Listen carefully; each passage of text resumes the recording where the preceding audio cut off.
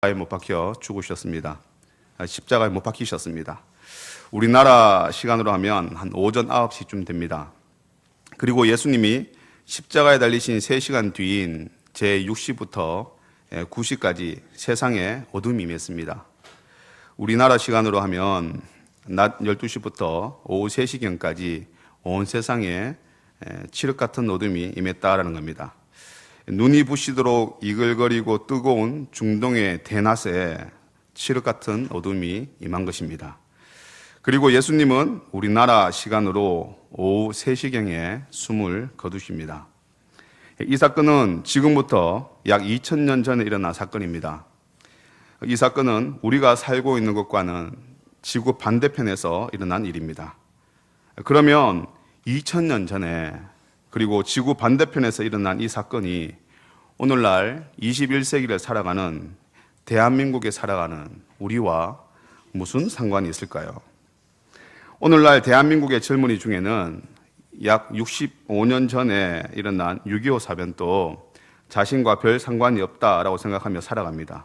그런데 왜 우리는 이 2000년 전에 그것도 지구 반대편에서 일어난 사건에 주목해야만 할까요?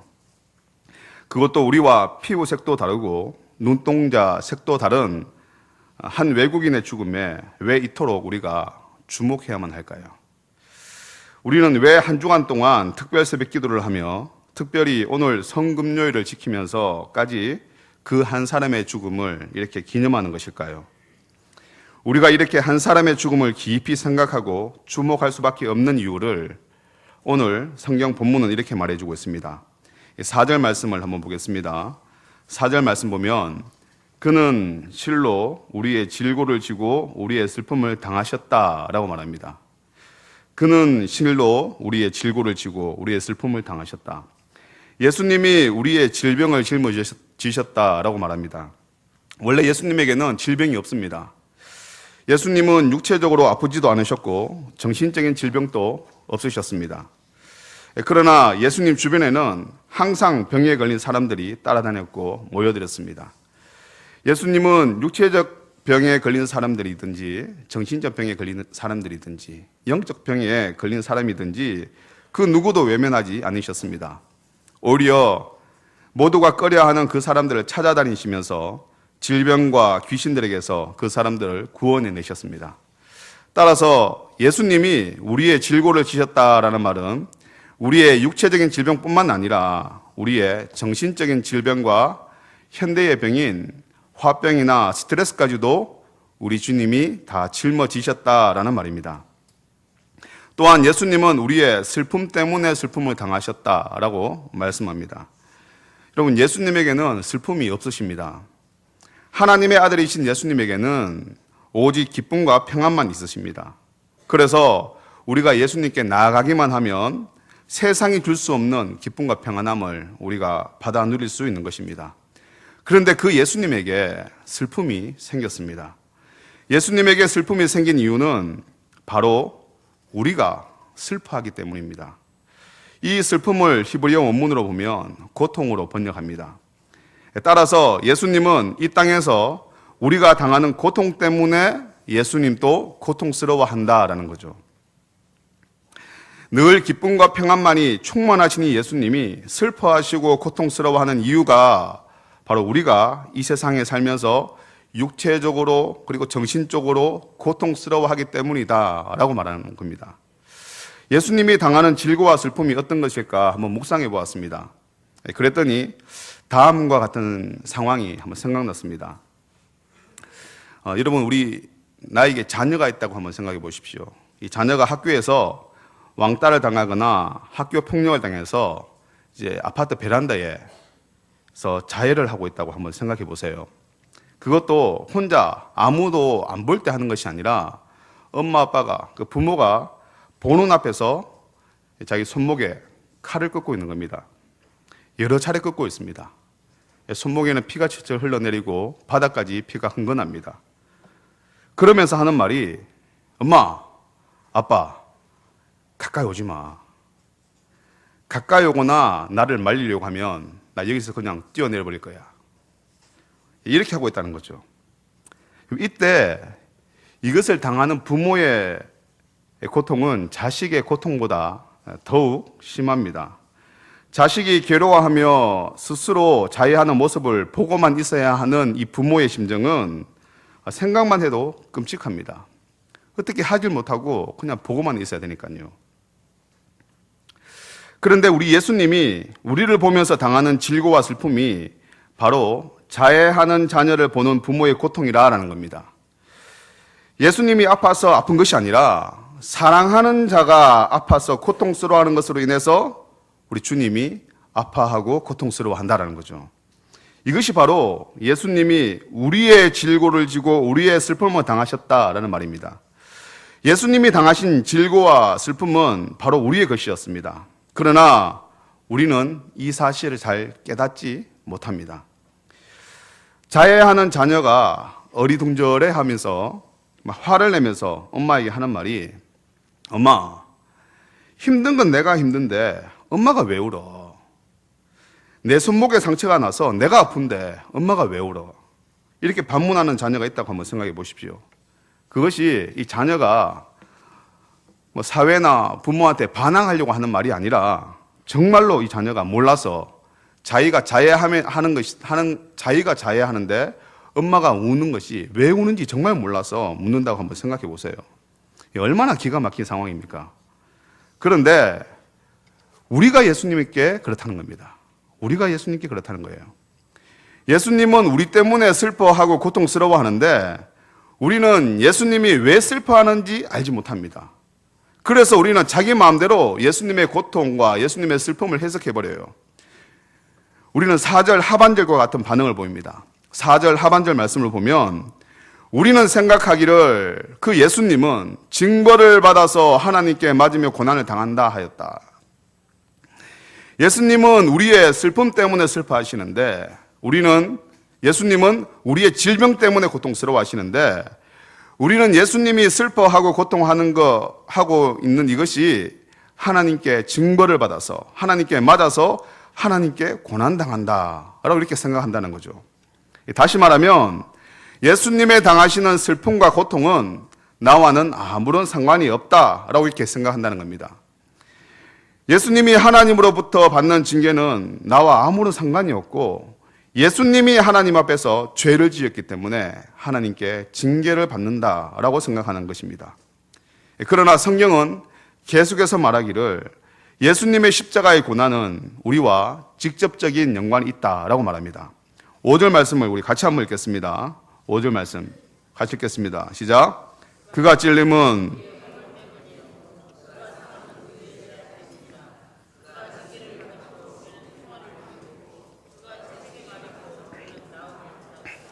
아멘. 예수님이 십자가에서 못에 찔리고 창에 찔리고 이렇게 찔리신 것은 우리의 허물 때문이다 라고 말합니다. 예수님이 십자가 지시면서 몸에 받은 상처와 온갖 조롱과 멸시로 인해 받는 이 마음의 상처는 우리의 죄악 때문이다 라고 말한다는 거죠. 또한 우리 예수님은 우리가 하나님으로부터 받아야 되는 징계를 대신 받음으로 인해서 우리가 하나님과 함께 평화를 누리게 되었다라고 말합니다. 우리 예수님이 채찍에 맞아 살이 찢겨 떨어져 나감으로 인해서 우리의 모든 육적인 상처와 마음의 상처, 더 나아가서 영혼의 상처들까지도 다 나음을 받았다라고 말씀합니다. 성경은 예수님의 십자가의 고난과 죽음은 전적인 우리 때문이다라고 말한다는 거죠. 다시 말하면 예수님이 온갖 고통과 슬픔을 당하시고 결국에는 십자가에 달려 죽으신 그 죽음은 바로 나의 죽음이다라는 겁니다. 예수님의 달린 십자가는 내가 달린 십자가다라는 거죠. 성경은 예수님의 죽으신 이 십자가가 바로 우리 때문이다라고 말합니다. 성경은 예수님이 십자가를 지시며 받으신 육체적인 고통, 정신적인 고통, 이 영적인 고통을 우리와 동일시하고 있습니다. 예수님이 채찍에 맞았다는 것은 나도 채찍에 맞았다는 겁니다. 예수님이 가시면류관과 대목과 창에 찔리신 것은 나도 사실은 가시면류관에 찔렸고 창에 찔렸고 대못에 찔렸다라는 겁니다. 예수님이 하나님으로부터 징계를 받았다는 것은 나도 하나님께 징계를 받았다는 겁니다. 예수님이 받으신 그 모든 고통은 바로 내가 받은 그 고통이다라는 거죠. 그러나 우리는 예수님의 십자가가 곧 나의 십자가라는 사실을 가슴 깊이 잘 새기지 못합니다.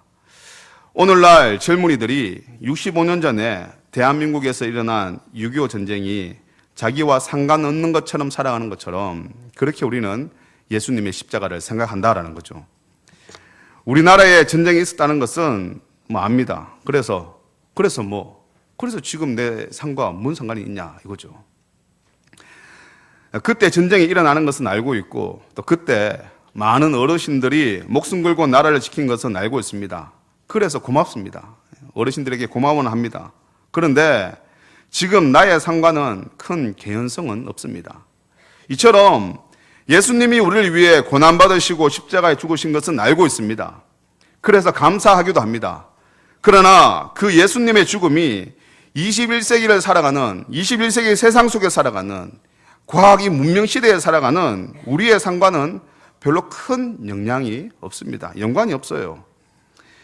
예수 믿지 않는 자나 예수 믿는다고 하는 나나 세상에서 별반 다를 바 없이 똑같은 가치관을 가지고 똑같은 것을 추구하고 똑같은 것을 잡으려고 하고 있습니다. 똑같은 방식으로 살아가고 있어요. 예수님이 우리를 위해 죽으신 것은 감사한데 그것에 대해서 우리는 큰 반응이 없습니다. 그냥 고난 중간이 되면 예수님의 십자가를 생각하면서 잠시 눈물 조금 흘리고 또다시 1년을 큰 변화 없이 그렇게 살아가는 겁니다. 우리의 삶에는 좀처럼 변화나 반응이 없습니다. 하나님은 예수님의 십자가에 대해 별 반응하지 않는 우리와는 전혀 상관없이 그냥 하나님은 하나님의 계획대로 계속해서 진행시키십니다. 6절 말씀을 한번 읽어봅시다. 6절 말씀 같이 읽겠습니다. 우리는 다 양 같아서 그릇 행하여 각기 제 길로 갔거늘 여호와께서는 우리 모두의 죄악을 그에게 담당시키셨도다. 예, 아멘. 피조물인 우리는 창조주인 하나님을 떠났습니다. 피조물인 우리는 자신이 주인인 것인 양 각자 자기 소견에 옳은 대로 행하면서 자기 생각대로 자기 마음대로 그렇게 살아갑니다. 그럼에도 불구하고 창조주이신 하나님은 우리의 죄악을 예수님에게 모두 전가시키셨습니다. 창조주를 부인하고 자기가 자기 인생의 주인인 것인 양 그렇게 살아가는 피조물인 우리의 죄악을 예수님에게 모두 뒤집어 씌우셨습니다. 그리고 하나님은 우리의 죄를 모두 뒤집어 쓴 예수님에게 우리의 죄의 대가를 추궁하십니다. 그리고 그 예수님을 죽여버리시죠. 죄 없으신 예수님은 억울하게 누명을 써 우리 대신에 죽으셨지만 변명 한마디 하지 아니하시고 온갖 모욕과 고통을 받으시면서 묵묵히 십자가에 달려 돌아가셨습니다. 우리의 죄 때문에 예수님을 죽이신 하나님은 눈을 돌려서 이제는 우리를 바라봅니다. 그리고 우리를 바라볼 때에 아주 사랑 가득한 눈으로, 사랑스러워서 어쩔 줄 모르는 그 눈으로, 지극한 눈으로 우리를 바라보십니다. 얼굴에는 그토록 보고 싶고 사랑하는 사람을 오랜만에 본 것처럼 활짝 웃으시면서 그렇게 아주 반갑게 우리를 바라보고 계신다는 거죠. 그리고 우리를 가리켜서 우리 하나님이 하시는 말씀이 죄인이라 하지 아니하시고 의인이다 이렇게 칭해 주신다는 겁니다. 하나님이 우리를 의인이라 칭하시면 곧 우리가 죄가 없다라는 말이죠. 죄가 있는 자는 의인이 아니지 않습니까? 사랑하는 성도 여러분, 의의 절대 기준인 하나님께서 우리를 가리켜서 의인이라고 말하십니다. 의인. 조그만 죄와도 함께 하실 수 없고 아주 작은 죄에도 진노하시는 하나님께서 우리를 가리켜서 의인이라고 칭해 주십니다. 사람들이 우리를 보고 의인이라고 하는 것이 아니라 하나님이 우리를 보고 하시는 말씀이 의인 태우나 이렇게 말씀하신다는 거죠.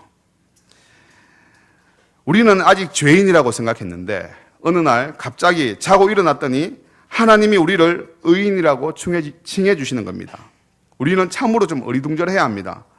여전히 죄 가운데 거하고 있고 여전히 죄인의 삶을 살아가고 있고 여전히 내 삶은 바뀌지 않았는데도 불구하고 하나님이 우리를 가리켜서 하는 말씀이 의인 태우나라고 이렇게 부르고 계신다는 거죠.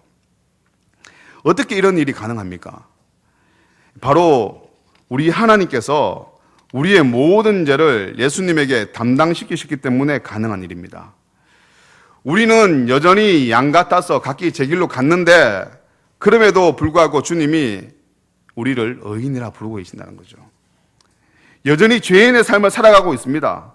그런데도 주님은 우리에게 미리 말씀도 하지 아니하시고 우리와 상의 한마디 하지 아니하시고 미리 알려주시거나 사인 주신 것도 없이 전적으로 하나님의 주권으로 하나님의 때에 갑자기 하루아침에 이 일을 이루셨습니다. 그 어느 누구도 예상치 못했던 방법으로 그 어느 누구도 예상치 못한 그때에 그 어느 누구도 눈치채지 못하게끔 비밀스럽게 주님은 이 일을 이루셨습니다. 그래서 우리는 모르는 거예요. 하나님이 놀라운 일을 모르는 겁니다. 내 것으로 잘 못 받아들이는 거죠. 모르니까. 그런데 사실 이 일은요, 만세 전부터 계획된 일이었습니다.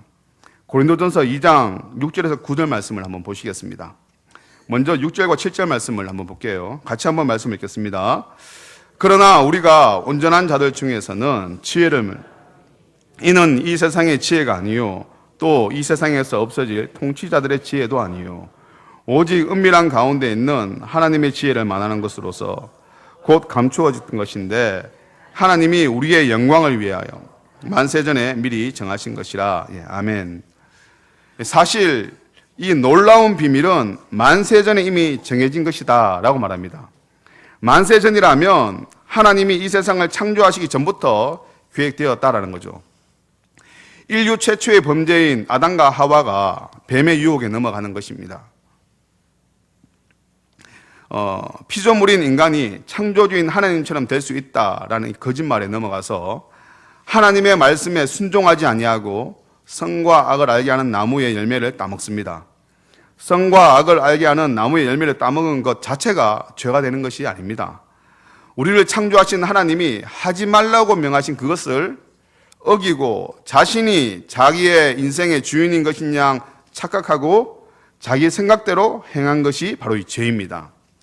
하나님은 인류가 죄를 지은 그때를 대비해서 이미 구원 계획을 세워놓으셨습니다. 창세기 3장 15절 말씀을 한번 볼까요? 같이 말씀을 한번 읽겠습니다. 내가 너로 여자와 원수가 되게 하고 내 후손도 여자의 후손과 원수가 되게 하리니. 아멘. 여기서 내가는 바로 이 하나님입니다. 하나님. 그리고 너로는 뱀의 모습을 입고 아담과 하와를 유혹한 사단을 가리킵니다. 여기서 여자의 후손은 바로 예수님을 가리킵니다. 여자의 후손이 뱀의 머리를 상하게 할 것이다 라는 말씀은 예수님이 공중권세 잡은 자인 사탄을 우리를 억압하고 포로 삼고 죄의 종으로 삼았던 이 사탄을 완전히 무력하게 하셔서 우리를 사탄의 압제에서 구원해 주실 것이다 라는 말씀이죠. 그리고 너는 그의 발꿈치를 상하게 할 것이다 라는 말은 바로 사탄이 예수님을 십자가에 못 박아 죽게 될 것이다 라는 말입니다. 하나님은 인간에게 자유의지를 주시면서 로봇이 아닌 인격체로서 하나님과 사랑을 나누기를 원하셨습니다. 자원하는 마음으로 하나님을 찾고 자원하는 마음으로 하나님을 사랑하며 하나님과 친밀하게 지내는 것을 하나님은 원하셨습니다. 그러나 주님이 주신 이 자유의지에는 엄청난 위험 부담이 따랐습니다.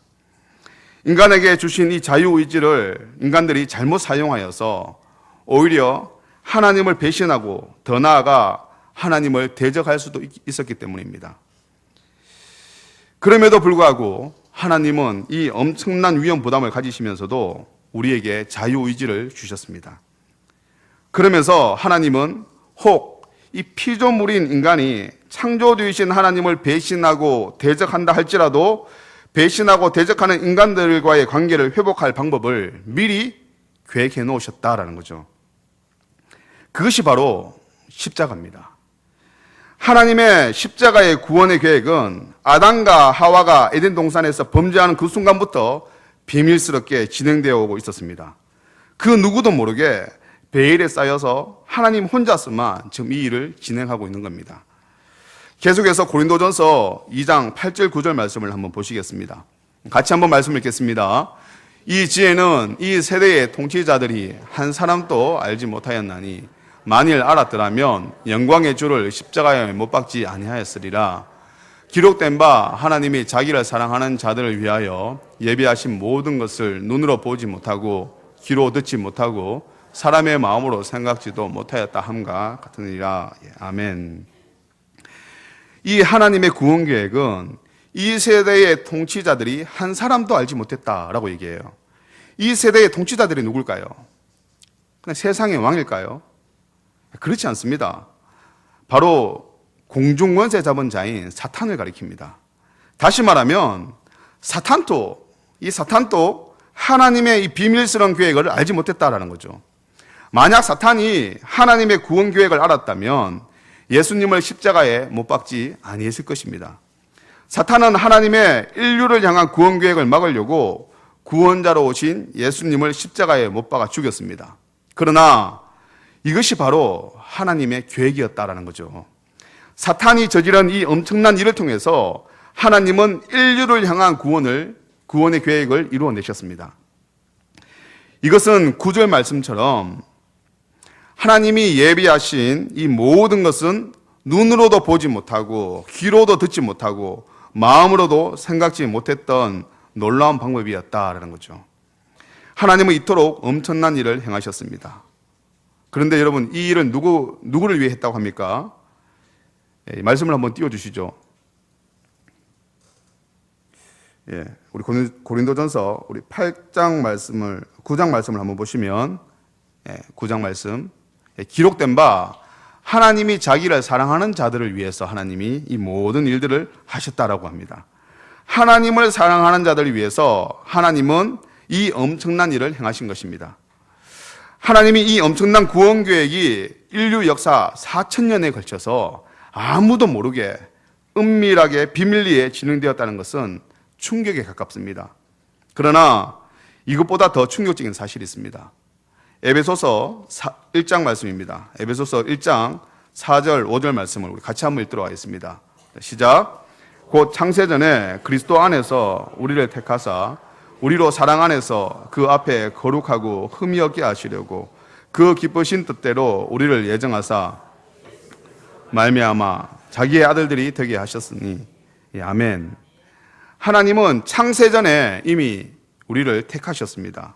그리고 우리가 자유의지를 잘못 사용해서 하나님 앞에 범죄하였을 때에 하나님을 통하여 예수님을 통하여 우리를 거룩하고 흠이 없게 하시려고 하셨습니다.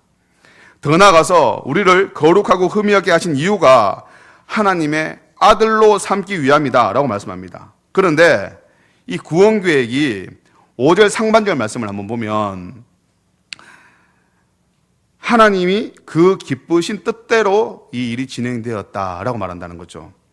예수 그리스도로 말미암아서 하나님의 아들이 되게 하신 것은 하나님이 기뻐하시는 뜻이었다라는 겁니다.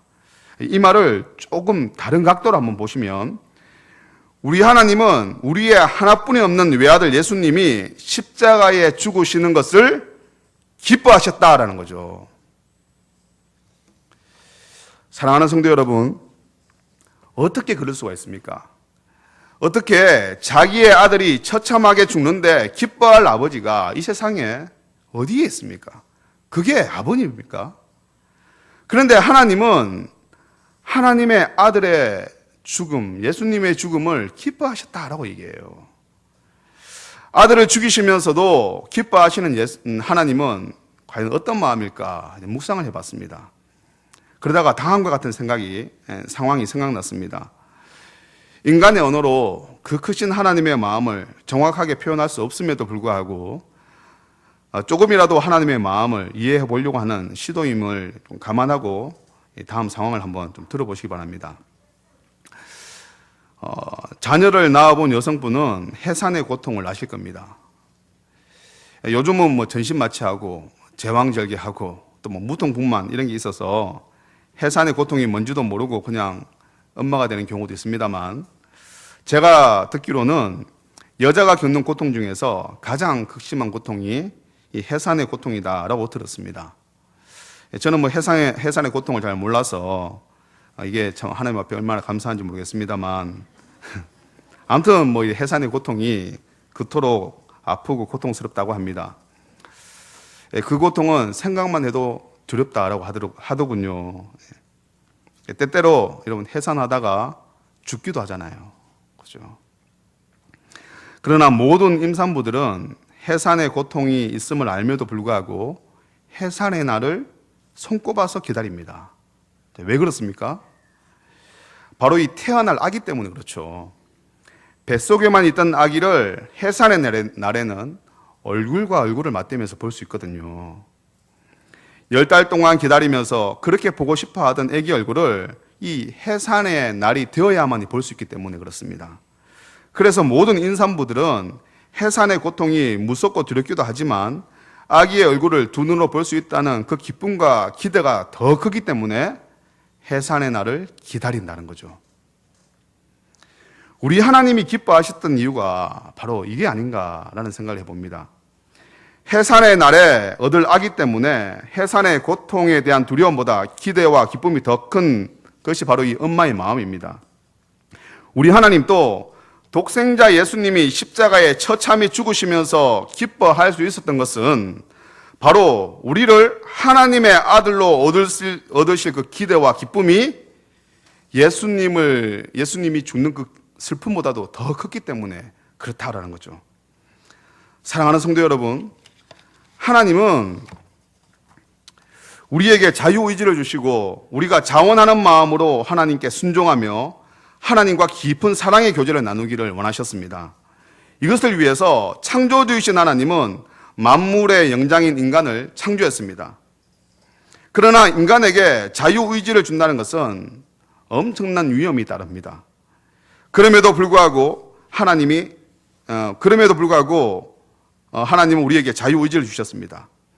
인간이 자유의지를 잘못 사용해서 하나님을 떠나거나 하나님을 대적이라도 한다면 하나님은 생명까지 내어놓으실 계획을 이미 세워놓으셨습니다.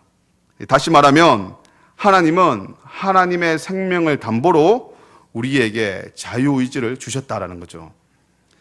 그러면 하나님은 왜 이런 엄청난 모험을 하셨을까요? 하나님은 왜 창조주의 생명을 건 위험을 감수하셨을까요? 그것은 하나님이 우리가 자원하는 마음으로 하나님께 나아가기를 원하고 자원하는 마음으로 하나님을 사랑하기를 원하셨기 때문입니다.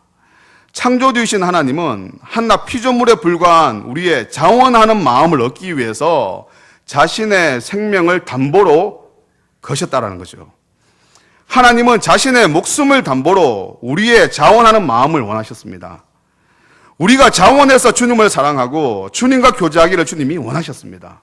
왜냐하면 우리 하나님은 우리를 자신의 목숨보다도 더 사랑하시거든요. 우리 하나님은 우리가 자원하는 마음을 하나님께 나올 것을 믿어주셨습니다. 그리고 하나님의 목숨을 담보로 잡히고 우리에게 자유의지를 주셨어요. 그러나 우리는 그 하나님의 기대에 부응하지 못했습니다. 우리는 하나님보다 사탄의 이 달콤한 말을 선택했습니다. 결국 이로 말미암아서 창조주가 피조물 때문에 죽어야 하는 말도 안 되는 상황을 그 말도 안 되는 일이 벌어졌습니다. 온 우주의 주인이시고 영원 불멸하신 그 창조주가 기껏해야 100년 정도 살아가는 이 피조물 인간 때문에 죽으셔야만 했다는 거죠. 그런데 이것도 누군가 정한 것이 아니라 하나님 스스로 내가 그렇게 죽을게 라고 스스로 그것을 정하시고 그 길을 걸어가셨습니다. 그렇게 하나님은 스스로 죽기로 작정하시고 인류 역사가 시작된 지 4,000년 동안 이 일을 비밀스럽게 진행해 오셨습니다. 해산의 날을 기다리는 임산부처럼 우리 하나님은 조용히 자신이 죽을 날을 기다리셨습니다. 드디어 아무도 모르는 오직 하나님만이 아는 그 날이 왔습니다. 하나님은 친히 인간의 모습으로 이 땅에 오셔서 십자가에 죽으셨습니다. 그리고선 우리를 향한 하나님의 계획을 실행하셨습니다. 그것은 우리를 한낱 피조물이 아닌 예수님과 같은 하나님의 자녀로 입양하신 겁니다. 우리가 거룩하고 의로우신 하나님의 자녀가 되려면 하나님처럼 의로워져야 됩니다. 하나님의 자녀라면 하나님과 같은 존재가 되어야 되잖아요. 그런데 전 우주에 의로우신 분은 하나님 한 분뿐이 안 계셔요. 그 어느 누구도 하나님의 의로움에 견줄 자가 없습니다. 하나님의 자녀가 되기 위해서는 아버지인 하나님처럼 의로워져야 됩니다. 이것을 위해서 하나님은 우리를 예수님의 십자가로 인해서 하나님과 같은 의로움으로 옷 입히셨습니다. 그리고 우리로 하여금 의인이다 라고 칭해 주셨다는 거죠. 예수님의 피 한 방울은 인류에 있는 모든 인간의 죄를 다 속하고도 남는 능력이 있는 그런 피입니다. 그런데 우리 예수님은 피 한 방울이 아니라 십자가에서 모든 피를 다 쏟으시고 물까지 다 쏟아내셨습니다.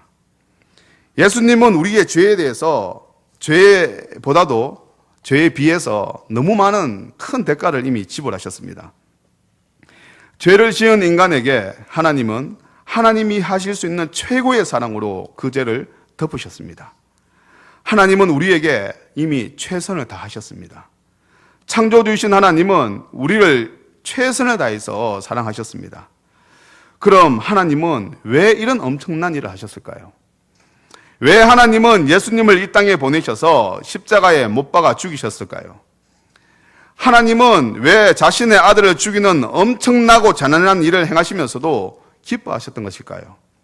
그것은 바로 예수님이 이 땅에 오신 목적을 보면 알 수 있습니다.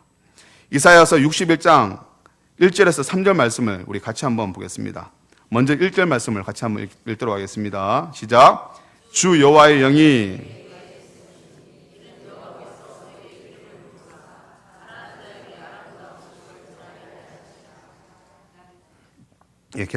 계속해서 보겠습니다. 나를 보내사 마음이 상한 자를 고치며 포로된 자에게 자유를, 갇힌 자에게. 아멘. 그거는 조금 이따 읽도록 하겠습니다. 여러분, 여기 가난한 자가 있습니까? 이 가운데 나 좀 가난해 이렇게 생각하시는 분이 계시나요? 물질적이든지 심적이든지 상관없습니다. 자신이 가난하다고 생각하는 분이 있습니까? 우리 예수님은 그 가난한 자를 위해서 이 땅에 오셨다라고 해요. 이 가운데서 마음이 상한 자가 있습니까? 사람 때문에 마음이 상하고 상처받은 사람이 있나요? 우리 예수님이 이 땅에 오신 목적이 그 상한 마음을 고치기 위해서 오셨다라고 말합니다. 포로된 자가 있나요? 포로된 자. 물질의 포로가 되어서 엄청난 빛의 포로가 되고 늘 돈에 얽매여서 살아가고 있는 사람이 있습니까? 세상을 살다 보니까 우리의 마음을 가장 많이 차지하는 것이 바로 돈이더라고요. 돈 때문에 웃기도 하고 돈 때문에 고통스러워하기도 합니다. 사람들이 돈의 포로가 된 사람들이 참 많습니다. 죽을 때까지 돈에 갇혀서 벗어나지 못하는 사람들이 많더라는 거죠. 예수님을 알지 못하는 세상 사람들은 대부분 돈의 포로가 되어서 살아갑니다. 또한 예수님을 믿는 사람들 중에도 예수님보다 돈을 더 신뢰하는 사람들이 많습니다. 그러나 우리 예수님이 오신 이유는 이렇게 돈이나 사람에게 포로된 자들이나 갇힌 자들에게 자유를 주시기 위해서 오셨다라는 거죠. 2절과 3절 말씀을 또 한번 계속 볼까요? 2절과 3절 말씀 같이 한번 읽겠습니다. 여호와의 은혜의 해와 우리 하나님의 보복의 날을 선포하여 모든 슬픈 자를 위로하되 무릇 시온에서 슬퍼하는 자에게 화관을 주어 그 죄를 대신하며 그 슬픔을 대신하며 찬성의 옷으로 그 근심을 대신하고 그들이 의의 나무 곧 여호와께서 심으신 그 영광을 나타낼 자라 일컬음을 받게 하려 하심이라. 아멘. 예수님이 이 땅에 오신 목적은 바로 모든 슬픈 자를 위로하기 위해서 이 땅에 오셨다라고 합니다. 여러분을 슬프게 하는 것이 무엇입니까? 그것이 무엇이든 간에 예수님은 그 슬픔을 위로하고 그 슬픔을 기쁨으로 찬송으로 바꿔주시기 위해서 오셨다라고 말씀합니다. 우리는 이 하나님의 말씀을 때때로 너무 영적으로만 해석하려고 하는 경향이 있습니다. 그러다 보니 이 말씀이 육신이 되지 못하는 그런 삶을 살아가고 있다는 거죠. 영적인 삶이라고 생각하는 교회에서의 삶은 거룩하게 살아가는데 세상에서의 삶은 말씀을 적용하며 사는 것에 대해서 별로 고민하지 않고 그냥 본능대로 살아갑니다. 그러나 예수님의 십자가는 영적인 삶뿐만 아니라 우리의 육적인 삶에도 능력으로 나타납니다. 교회에서의 삶뿐만 아니라 우리의 삶의 터전인 가정과 직장과 거래처에까지 동일한 능력으로 이 십자가의 능력은 나타납니다. 따라서 갚을 수 없는 빚으로 인해서 돈의 억눌림으로 인해서 힘들어하는 분이 계십니까? 돈의 억눌림으로 인해서 고통스러워하는 분이 계십니까? 그 눌림과 압제를 예수님의 십자가의 능력으로 이겨낼 수 있다는 거죠. 자녀나 사람 때문에 마음 상하는 분이 계십니까? 그 상한 마음 예수님의 십자가의 능력으로 이겨낼 수 있다는 겁니다. 그럼 제가 지금 무슨 얘기를 하는 겁니까? 우리 인생의 모든 문제의 해답은 예수님이라는 거죠. 예수님. 정말로 예수님이 내 인생의 모든 문제의 해답이 됩니다. 이 가능해요, 그게. 사랑하는 성도 여러분, 제가 여러분에게 질문을 하나 하겠습니다. 여러분은 예수님을 믿습니까? 그럼 예수님 때문에 항상 행복합니까? 예수님 때문에 가난하지도 않고, 예수님 때문에 마음이 상하지도 않고, 예수님 때문에 어떤 것에 포로가 되거나 갇히지 않고, 예수님 때문에 슬픔도 없이 늘 기쁨 가운데 가십니까? 예수님은 우리에게 이러한 삶을 살게 해 주시려고 이 땅에 오셨다라고 말씀하셔요. 예수님은 우리에게 이러한 삶을 살게 하시려고 그 엄청난 십자가를 지셨다라고 말씀하신다는 겁니다. 우리 하나님은 우리가 이러한 삶을 살 것을 기대하시면서 독생자 예수님을 십자가에 내어주셨습니다. 그리고 예수님이 십자가에 죽으심에도 불구하고 우리가 모든 억눌림에서 자유케 되어 다시 하나님께 돌아올 것을 하나님은 기대하면서 기뻐하셨다는 거예요. 그런데 예수님을 믿는다고 하는 우리가 정말로 세상에 구속되지 않고 기쁨으로 즐거움으로 살아가고 있느냐 말입니다. 만약 그렇지 못하다면 왜 그렇게 못 살아가느냐는 거죠. 그 이유가 뭘까요? 우리가 예수님을 믿는다고 하면서도 그렇게 자유인의 삶을 살지 못하는 이유는 우리가 예수님을 믿는다고 하면서 여전히 세상에 찌들어 살아가는 그 이유는 바로 예수님의 십자가가 나의 십자가가 되지 않기 때문입니다. 예수님이 십자가 지신 것은 알겠는데 그 예수님의 십자가가 나의 피부로 와닿지 않는 것입니다. 예수님이 달려 죽으신 그 십자가는 예수님이 달려 죽으신 십자가이지 내가 달려 죽은 십자가가 아니란 거죠. 그래서 우리는 예수님이 십자가를 지심으로 인해서 우리에게 주시고자 하셨던 자유로운 삶과 기쁨의 삶과 하나님의 자녀로서의 삶을 살아가지 못하는 겁니다. 예수님은 이미 엄청난 대가를 지불하시면서 우리로 하여금 하나님의 자녀의 삶을 살아갈 수 있는 길을 열어놓으셨습니다. 오늘 이 밤 주님이 이미 열어놓으신 그 십자가의 길로 우리 함께 나아가기를 소망합니다. 오늘 이 밤이 예수님의 십자가가 나의 십자가가 되는 밤이 되기를 원합니다. 2000년 전에 나를 위해 십자가에 죽으신 그 죽음이 바로 나의 죽음이 되기를 소망합니다. 오늘 밤에 예수님의 십자가가 실제가 되기를 축원합니다. 그가 찔림은 우리의 허물을 인함이요 그가 상함은 우리의 죄악을 인함이라. 그가 징계를 받음으로 우리가 평화를 누리고 그가 채찍에 맞음으로 우리가 나음을 입었도다. 이 말씀이 오늘 이 밤에 실제가 되는 밤이 되기를 소망합니다. 그래서 여러분을 억압하고 누르고 갇히게 하는 공중권세 잡은 자들에게서 자유케 되는 밤이 되기를 예수님의 이름으로 축원합니다. 아멘. 우리 같이 한번 찬양하도록 하겠습니다.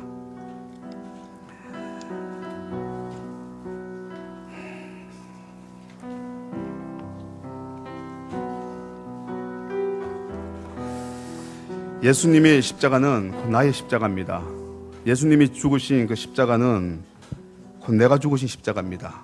깊이 묵상하면서 찬양을 하도록 하겠습니다.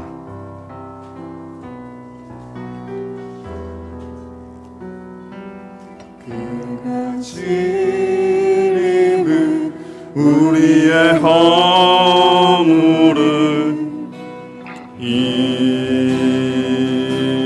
인하며 그가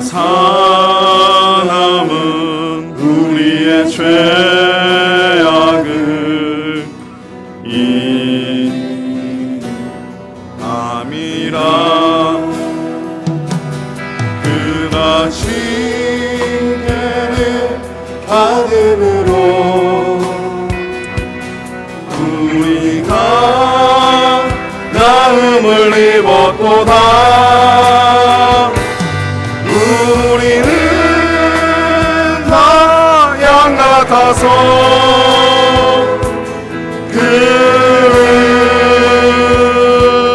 행하여 각기 제 길로 갔거늘 각기 제 길로 갔거늘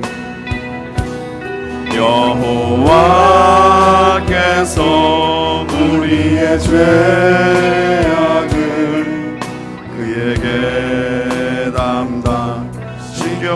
한 번 더 찬양합니다. 그가 찔림은 우리의 허물을 인하며 찔림은 우리의 허물을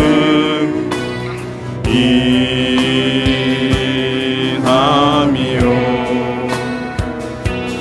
그가 상함은 우리의 죄악을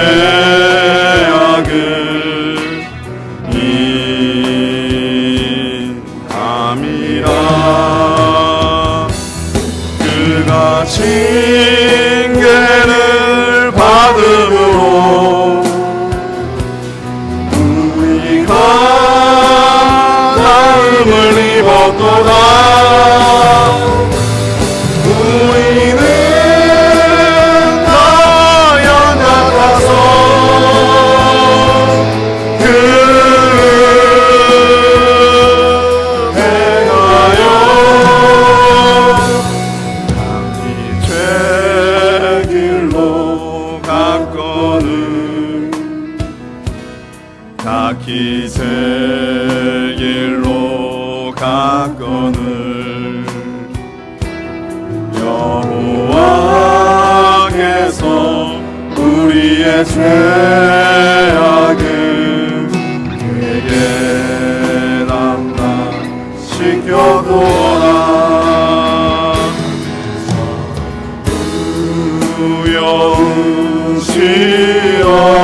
주여시옵소서. 손 들고 옵니다. 주 나를 밖에 하시며 나 어디 가리까. 내 죄를 씻기 위하여 피 흘려 주시니 고되게 하는 마음으로 주 앞에 오네. 전부여 의지없소서. 전부여 의지없소서. 손 들고 옵니다. 주 나를 외면하시며 나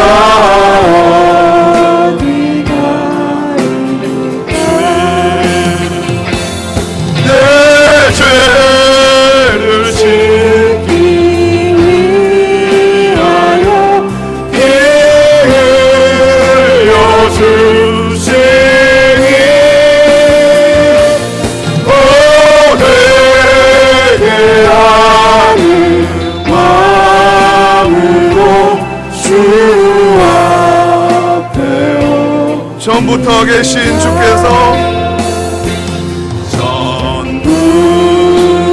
계신 주께서 영주를 여의네. 보혈로 구해 주시니 그 사랑하네. 내를 지키며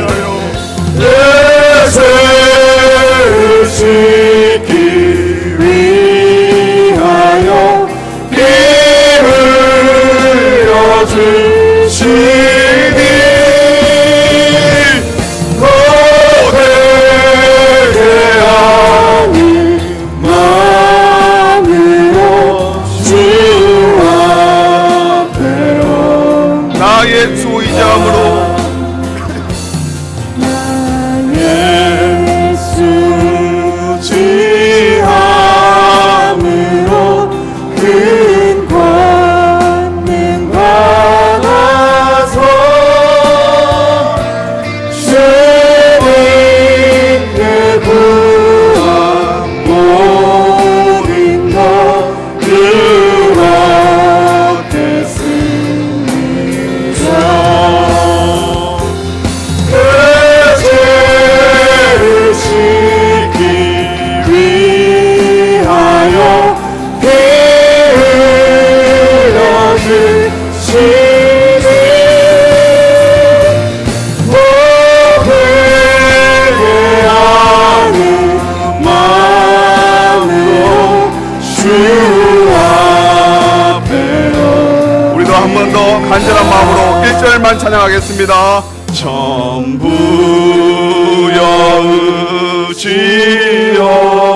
여의지옵소서. 손 들고 옵니다. 주 나를 외면하시며 나 어디 가리까. 내 죄를 씻기 위하여 피 흘려 주시니